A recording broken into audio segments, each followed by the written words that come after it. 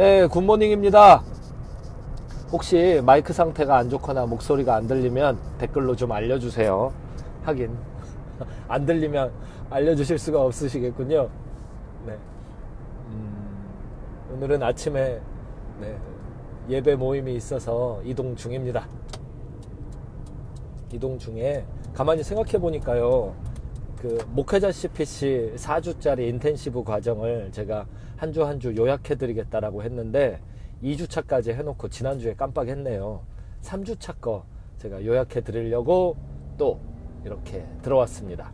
차 이동 시간은 한 40분 정도 될 것 같은데요. 네, 잠깐 짬을 내서 하죠 뭐. 오, 금요일인가요? 금요일이라서 이렇게 막히나? 아니군요. 아침이라 막히는군요. 네. 먼저 목회자 CPC였어요. 이번 CPC의 대상이 그 지역교회 부목사님들이셨어요. 지역교회, 전통교회의 목회 경험을 가지고 계시면서 계속 교회 개척을 가지고 기도하시는 분들이 주 타겟이었죠. 그렇게 4주간의 인텐시브 과정을 마쳤는데요. 마치면서 보니까 미처 몰랐다. 지금 들어가도 되냐 이런 분들이 더 계셔서 제가 아예 한 기수를 더 만들었어요. 그래서 다음 주 화요일에 또 목회자 CPC 두 번째 2차 목회자 CPC를 진행하게 됐습니다. 그리고 그 요청도 되게 많았어요. 요약 좀 해달라. 이게 도대체 CPC에서는 무슨 대화가 오고 가는 거냐. 얘기 좀 해달라. 네. 에디 할머니다. Grandma Eddie. How are you? I always got your card. It's so sweet. I miss you. And we are all praying for you and your family. You know what? We really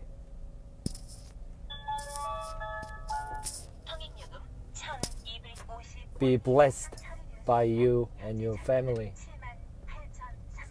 Please say hello to all.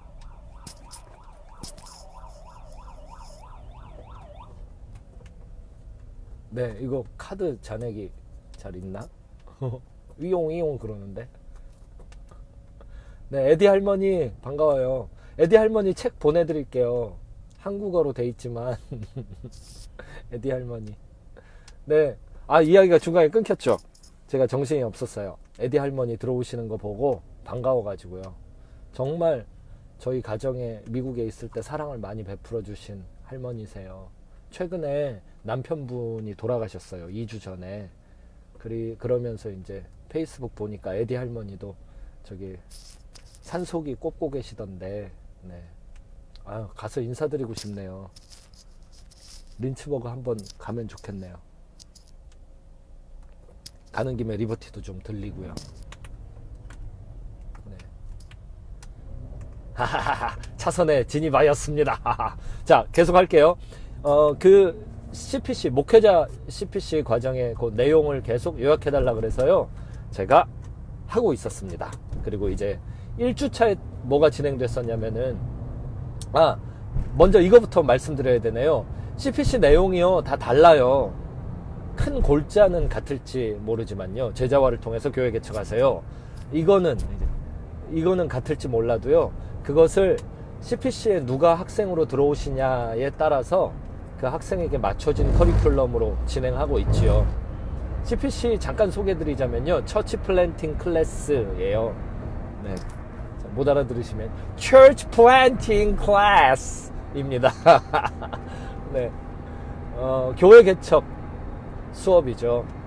교회 개척 수업을 통해서 교회론을 다루고, 그리고 각자가 어떤 식으로, 어떤 형태로, 어떤 소명과 타겟을 가지고 교회를 개척할지 그것을 대화를 나누면서 세미나 과정, 그리고 대화하는 과정, 토론하는 과정, 실습하는 과정 이렇게 진행되고 있어요. 공식적인 CPC는요, 전체 3개의 파트가 있는데요. 101, 201, 301 이렇게 3개의 파트가 있어요. 101 과정은요, 101 과정은 힐하우스의 웨이처치 힐하우스 강신중 목사님이 맡고 계시고요. 201 과정은요, 그 해방촌 웨이처치의 제임스 린치 목사님이 맡고 계시고, 그리고 제가 351 과정을 맡고 있어요. 각각 이론과 이론 적용과 그리고 적용한 것을 실습하는 과정, 이렇게 세 파트로 나누어서 신청자 학생들에게 커리큘럼 맞춰서 진행하고 있지요. 그 중에 지난 한 달 동안은요, 목사님들에게 요청이 있어가지고요, 지역교회 부목사님들과 함께 4주짜리 인텐시브 CPC 과정을 진행하게 됐었습니다. 제가 요약을 2주차까지 해드렸거든요. 이제 그 CPC에 오시진 못하지만 이렇게 방송을 통해서라도 듣고 싶으시다 하시는 분들을 위해서 요약해드렸어요. 그거 요약한 것을 또 요약하자면, 첫 번째 주 얘는요, 교회론을 준비하세요 였습니다. 이론을 바탕으로 하지 않은 실천은 사상 누각이 돼버려서 반드시 교회론이 있어야 돼요. 그 교회론은 2주차 때 이제 이런 이야기를 했죠. 기능과 형태를 분리해서 준비할 뿐만 아니라 기능과 형태를 분리해서 생각할 줄 알아야 현장에서도 지속적으로 업그레이드가 가능해집니다. 그 말씀을 드렸었어요. 기능과 형태를 구별하세요. 그러면서 이제 세 번째 주에서는 팀을 모집하고 함께 하세요. 그 내용으로 세미나를 진행했었죠. 제가 짧게 강의하고 같이 실습하는 시간 갖고, 그리고 토론하고 Q&A 시간 갖고, 이렇게 진행이 됐었어요. 먼저 강의의 내용을 요약하기 전에 그 3주차 때 부목사님들과 함께 나누었던 그 세션의 내용을 그대로 전달하자면요, 먼저 모여가지고 제가 3가지 질문을 했습니다. 1주차, 2주차를 거치시면서 정리된 교회론을 한 장으로 그려보세요. 그리고 그린 걸 가지고 이제 그 그림대로 실행하려면 실행을 디데이를 정해놓고 그 디데이로부터 6개월을 예상을 해봐서 6개월 동안 무슨 일을 해야 될지 예상되는 대로 다 적어보세요 그랬어요. 그리고 다 적은 내용을 가지고서 이제 누구와 함께 하면은 그 적은 내용들을 더 효과적으로 실행할 수 있는지 떠오르는 사람들의 이름을 옆에다가 적어보세요 그랬고요.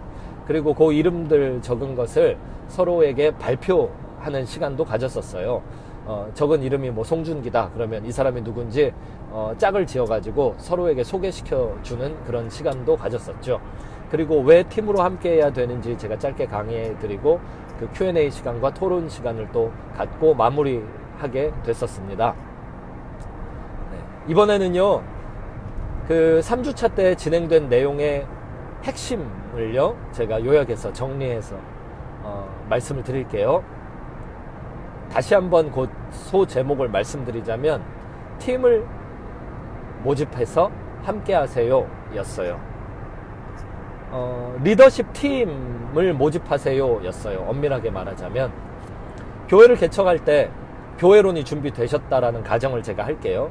그리고 준비된 교회론을 가지고 현장에서 무슨 일을, 어떤 변화를 만나더라도 계속 업그레이드 해 나갈 수 있는 신학도 가지셨다라고 가정할게요. 그 신학에 대해서는 2주차 때 대화했던 기능과 형태를 구별하세요 그 파트였어요. 자, 1주차, 2주차 내용을 이미 숙지하시고 그걸 가졌다라는 가정하에서요, 이번에는 이것을 어떻게 실행하느냐에 대한 첫 번째 세션이 팀을 모집해서 함께 하세요 입니다. 팀을 모집한다. 구체적으로 이것이 가능해지려면 팀이 왜 필요한지를 알아야 돼요.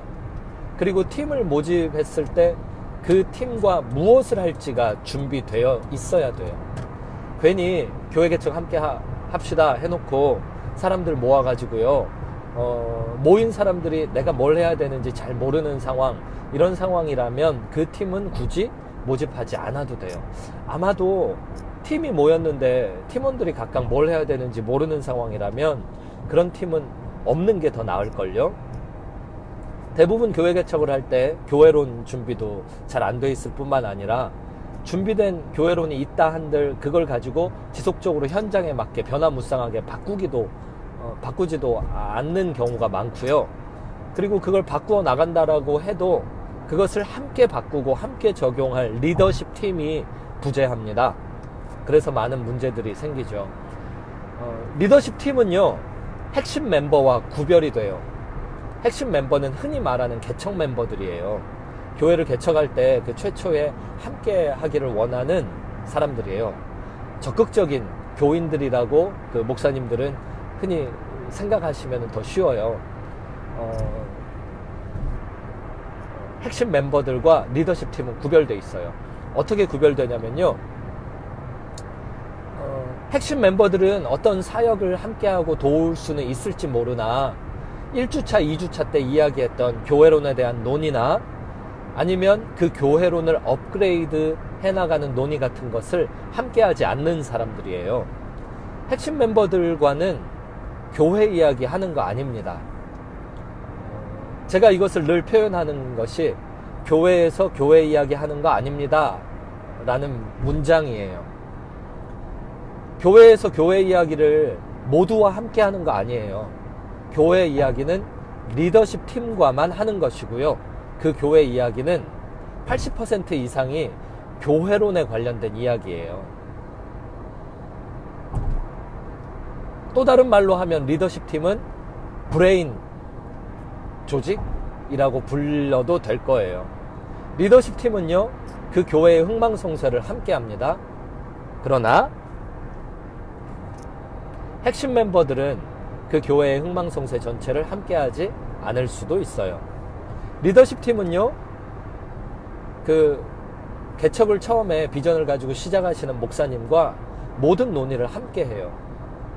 어떻게 보면 가장 긴밀한 관계 안에 있는 사람들이죠. 리더십 팀이 왜 필요한지를 제가 두 가지로 설명을 드릴게요. 첫 번째는요, 성경적이기 때문이에요. 가장 대표적인 성경의 책을 한 권 이야기하자면 에베소서를 이야기할 수 있어요. 에베소서는 교회론이 굉장히 잘 정리되어 있는 신약의 책들 중에 하나죠. 특히 에베소서 2장 20절로 22절에서는요, 교회가 어떤 식으로 지어져 가는지에 대해서 설명이 나와요. 먼저 예수님이 머릿돌로, 주춧돌로 등장하시죠. 예수님께서 먼저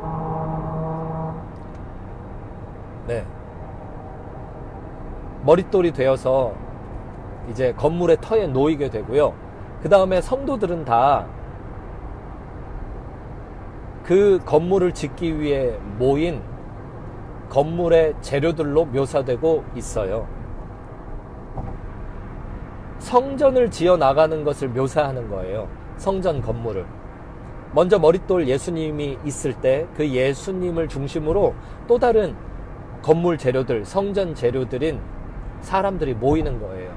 그리고 그 안에서 함께 지어져 간다라고 에베소서 2장 20절로 22절은 표현되어 있어요.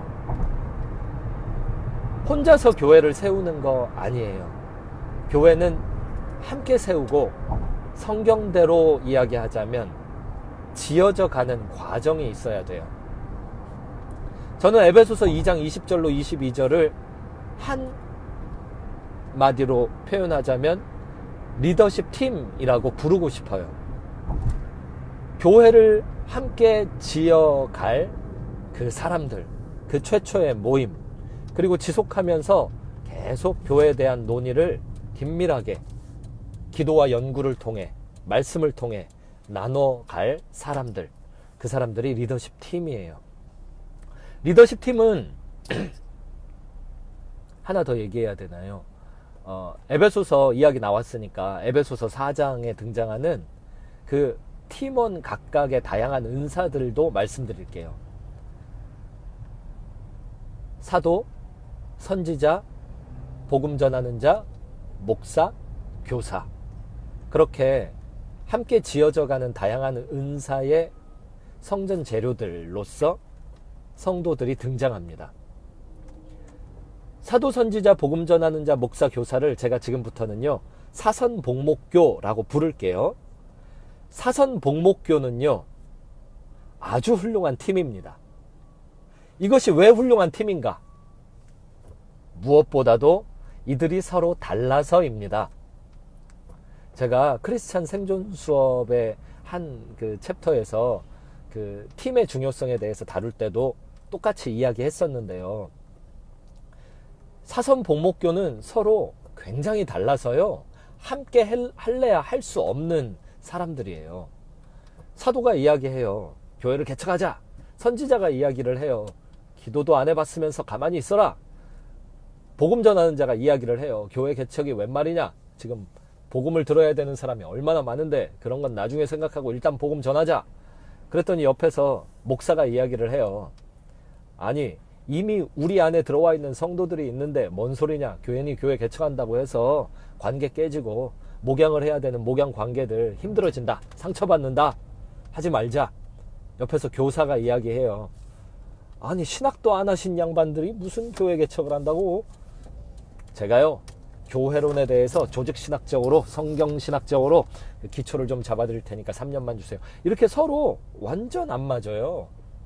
그런데 신비하게 주춧돌 되시는 예수 그리스도와 함께 예수 안에서 이 완전히 다른 사람들이 한 덩어리가 되어가는 과정을 경험하게 돼요.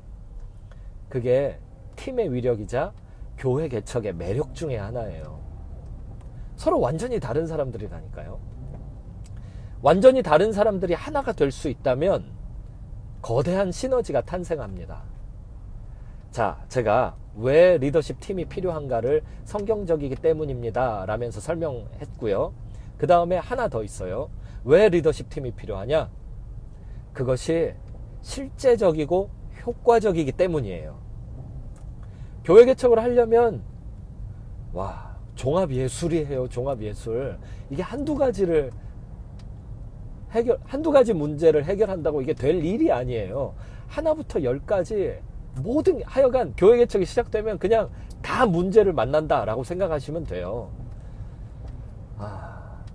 네, 몇 가지 예화가 떠올랐지만 지금은 요약하는 시간이니까요. 그것을 이야기하기는 좀 시간이 많이 필요하겠네요. 네, 예는 들지 않을게요. 하나부터 10까지가 다 문제가 돼요. 많은 능력과 많은 지혜가 필요해져요. 그런데 이것을 팀이 하잖아요. 게다가 이 팀이 사선복목교 서로 완전히 다른 양극단에 서 있는 5 종류의 사람들이 모여가지고 팀을 이루어서 하나가 돼서 뭔가 문제 해결을 하려고 달려들잖아요. 해결이 돼요. 정말 신비하게 해결이 돼요. 안 맞는 5 종류의 사람들이, 서로 안 맞는 이 각양각색의 사람들이 신비하게 예수님 때문에 한 몸, 한 덩어리를 이루어서 팀을 이루면요, 시너지 효과가 발생을 하는데요. 정말 혼자서는 상상도 할 수 없는 문제 해결들을 가능해지게 만든다니까요. 팀이 되면. 자, 이렇게 예를 들어 볼게요. 기도 많이 하는 개척자 목사님 교회는 주로 기도 많이 하는 리더십만 존재해요. 공부 많이 하는 개척자 리더십 목사님의 팀에는 공부 많이 하는 리더십만 존재해요. 근데 공부 많이 하는 분과 기도 많이 하시는 분이 서로 함께 만나면 잘 안 섞이시더라고요. 서로 막 비판하더라고요. 기도하시는 분은 공부하시는 분을 기도 안 한다고 비판하고, 공부하시는 분은 기도하시는 분을 공부 안 한다고 비판하고, 그러면서 막 오기를 가지고 기도하시는 분이 나 공부했다 그러고 공부하시는 분이 공부는 기도다 막 이렇게 서로 싸우는 것을 가끔 교회에서 보게 되는데요. 사실 다르지 않죠. 뭐가 달라요? 그냥 공부 많이 하는 분은 공부 많이 하는 죄인이고, 기도 많이 하시는 분은 기도 많이 하시는 죄인이죠. 뭐 똑같아요. 그 나물에 그 밥이에요. 근데 이 2 종류의 사람이 예수님 때문에 한 덩어리가 되면 이게 얼마나 효과적이라고요. 기도파나 공부파나 다 섭렵할 수 있잖아요. 기도파의 문제도 해결할 수 있고 공부파의 문제도 해결할 수 있잖아요. 게다가 이제 목사님들의 분류를 하나 더 유명한 분류가 있죠. 축구파가 계시죠. 네, 축구파, 기도파, 공부파, 축구파가 있어요. 네, 축구파는 여러 종류가 있어요. 족구파도 있고, 배구파도 있고, 탁구파도 있고, 자전거파도 있고, 뭐 여러 종류가 있죠. 마라톤파도 있고요. 네. 네. 갑자기 해성교회가 그립네요. 네. 부목사 시절에 정말 함께 맨날 족구했던 목사님들 그립네요. 네. 운동파 있죠. 아니, 함께 하면 말이에요. 시너지 효과가 발휘된다니까요. 이쪽도 저쪽도 다 섭렵할 수 있다니까요. 그렇게 성경적일 뿐만 아니라, 네, 효과적이에요. 게다가 실제적이에요. 교회 개척은 구름 위에다가 하는 게 아니에요.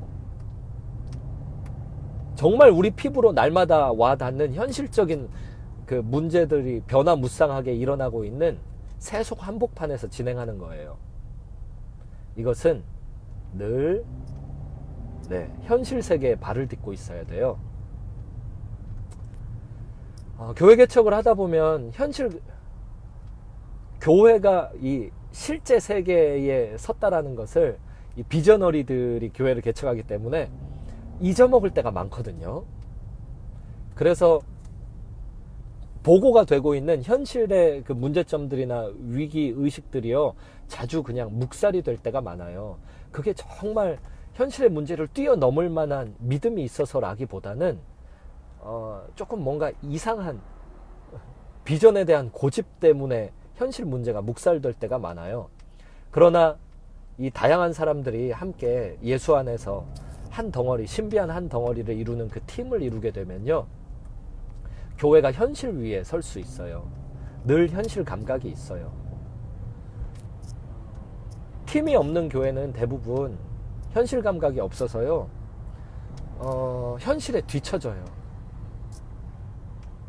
교회는 늘 한스킹이 이야기한 거 제가 인용했었잖아요. 오카는 목사님이 말씀하셨던 거 제가 인용했었잖아요. 교회는 변하지 않는 성경적 기능이 있는데, 그 기능은 세상의 변화, 자꾸 바뀌는 거, 문화, 역사, 그 흐름 안에서 존재하는 거예요. 그래서 세상이 바뀔 때 교회 안의 형태적 요소들을 제때 변화시키지 못한다면 교회는 말할 수 없이 축소되어 버려요. 예수님 성육신 하셨잖아요. 예수님은 정말 어두운 현실 한가운데로 들어오셨잖아요. 교회도 그렇게 해야 돼요. 근데 이게 잘 되려면 팀이 필요해요. 한 개인은 안 돼요. 이게 한 개인은 자꾸 현실 감각을 잊어먹게 돼요. 자기 세계에 빠져 있거든요. 자, 지금까지 제가 두 가지를 말씀드렸어요. 목회자 CPC 3강에서 어떤 일이 있었나, 요거를 짧게 현장 보고 해드렸고, 그 다음에 그 안에서 다뤘던 제 수업 내용에서 왜 리더십 팀이 필요한가, 이제 요것을 설명하면서 리더십 팀과 핵심 멤버 그룹, 이거에 차이가 있다, 이런 말씀도 드렸었어요.